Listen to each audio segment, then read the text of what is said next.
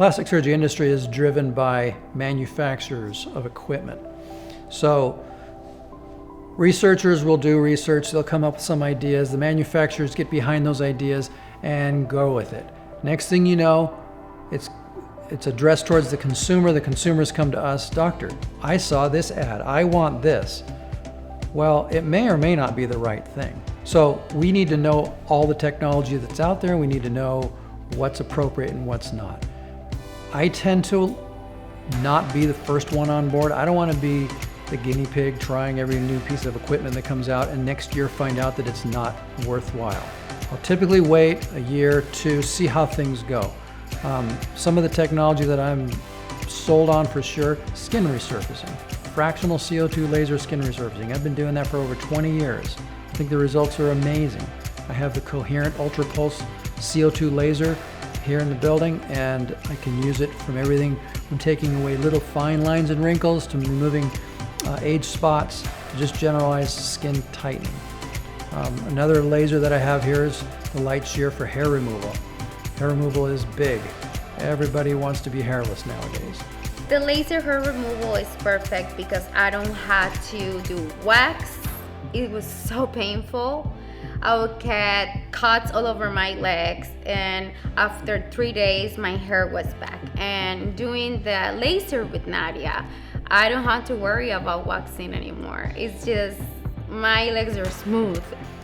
I actually don't do it. My nurse does the hair removal, but I consult on them and discuss with them and explain the different types.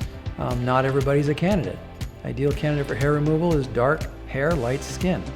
If you have blonde or gray hair, it's not going to work. We also have the Smartlipo. Cynosure came out with a laser for melting fat a few years back. The advantage to it was that you can also tighten skin. For standard liposuction, you're just going in and removing fat, the skin is going to be looser. So the Cynosure Smartlipo Triplex machine is what I have.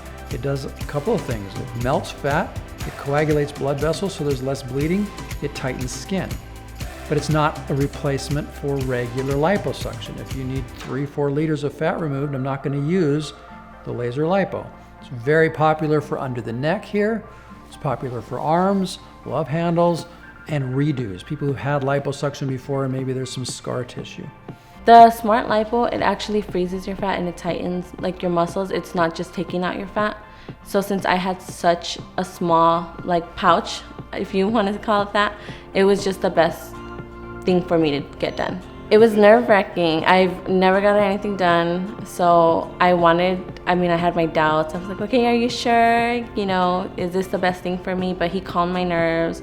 The care coordinator made me feel like, okay, everything was gonna be okay. She was great. The nurse was, you're fine. Everyone just was worried about me and made sure that it was something I really wanted to do. It was never forced upon me or anything like that.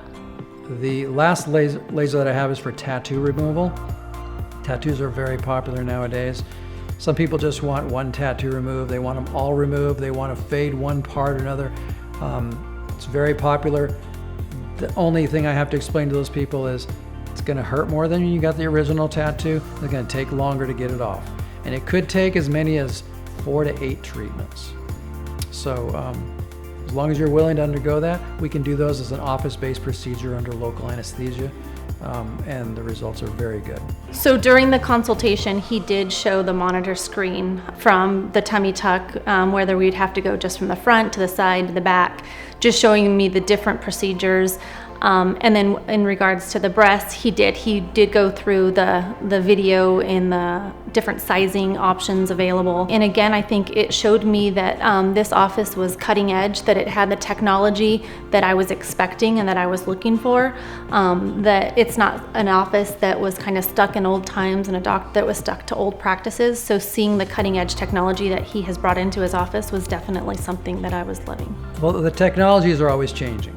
It's like a computer. 3 years later, a computer is old. You need to replace it. So these are essentially computers, and we're using them and upgrading them constantly. If it becomes obsolete, I'll get rid of it. But those 4 that I mentioned are not going to be obsolete anytime soon.